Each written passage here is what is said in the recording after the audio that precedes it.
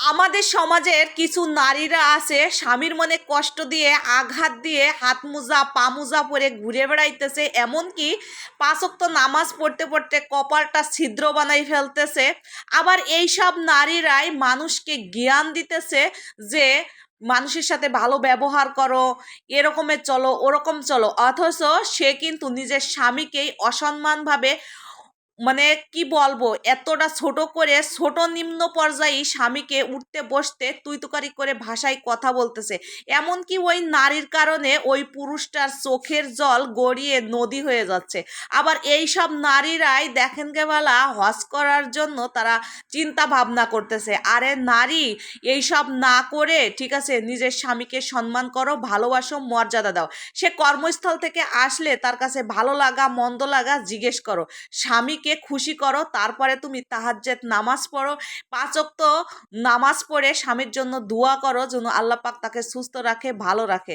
আর এই সব নারীরা সবার সমালোচনা আলোচনা গবেষণা করে বেড়াইতেছে এবং হাত মোজা পা মোজা পড়তেছে, তাহাজ্জুদ নামাজ পড়তে পড়তে কপালটা তারা ছিদ্র বানাই ফেলতেছে। এইসব নারীদের সম্পর্কে আসলে আমার বলার কিছুই নাই, কারণ এইসব নারীদের সম্পর্কে বলতে গেলে শেষ হবে না, ভিডিও হয়ে যাবে অনেক বড়। তারপরেও ছোট্ট করে আমি একটা ভিডিও বানাইতেছি।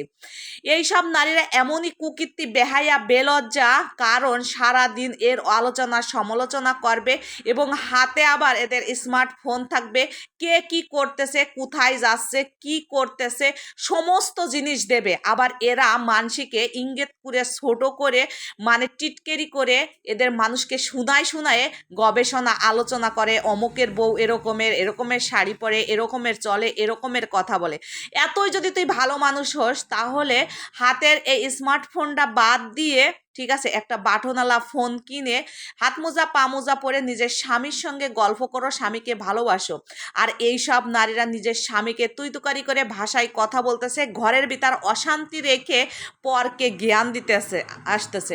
আসলেও বলার কিছুই নাই, কারণ এরা আবার আমার কথা শুনে আমার ভিডিও দেখে এমনভাবে চুলকাচুলকি লাগবে, ভাইরে ভাই, যদি বেশি চুলকায় বেশি মানে ফুসকা পড়ে তাহলে তোমরা গরমের দিন আছে, তোমরা যাইয়ে চুলকানির গাছ শরীরে লাগাইয়ে বেশি করে চুলকাবা। আমার ভিডিও বেশি করে দেখে মাথার ভিতর জ্ঞান শক্তি বুদ্ধি আনো, ঠিক আছে? আমি কারোর মতন হচ্ছে সমালোচনা আলোচনা করে বেড়াই না। তো যাই হোক আর তাই হোক, আজকে সঠিক কথায় আসি। আমাদের সমাজের কিছু নারীরা আছে এমনইভাবে চাই চলন কথাবার্তা করতেছে, মনে হতেছে এদের মতন ভালো মানুষ এক পিজও নাই। কারণ এরা দেখেন গে নিজের ঘরই সুন্দরভাবে পরিপাটি করে ছেলে মেয়ে স্বামী সন্তান নিয়ে সুখে সংসার করতেছে না, তুই তুকারি করে ভাষায় কথা বলতেছে। এমনকি এইসব নারীরা হাত মোজা পা মোজা পরে রাত জাগে হোয়াটসঅ্যাপ মেসেঞ্জারে অন্য পরপুরুষের সঙ্গে কথা বলে বলে রাত কাটাই দিতেছে। আবার এইসব নারীরাই অন্য মানুষকে এসে জ্ঞান দিতেছে। কি বলবো, বলার কোনো ভাষা নাই, বলতে গেলে অনেক হয়ে যায় অনেক হয়ে যায়। তারপরেও আমার ভিডিওগুলো আপনাদের কাছে ভালো লাগে, আমি এরকম রকমের ভিডিও বানাই। আমাদের সমাজে যেটা ঘটতেছে সেটা নিয়েই আমি বেশি কথা বলি, বলার চেষ্টা করি।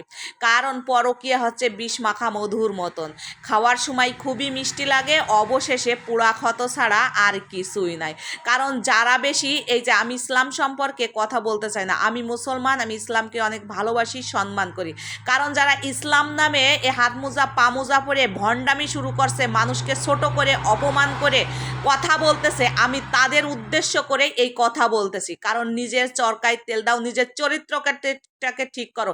তুমি যতই হাত মোজা পা মোজা পড়ো, তালিম করে বেড়াও, আবার এই মোবাইলই সবার ভিডিওগুলা দেখে মানুষের ছবি দেখে ইঙ্গিত করে তুমি যে আবার ফেসবুকে স্ট্যাটাস দিয়ে ভালো মানুষ পিসাব হতে যাচ্ছ, এটা কিন্তু ইসলামে বলে নাই যে তুমি মানুষকে নিয়ে সমালোচনা আলোচনা করো। যারা মানুষকে নিয়ে ছোট করে অপমান করে টিটকেরি করে মজা করে কথা বলে, তাদের মতন জিনাদার আর গুনাগার এক পিজও নাই।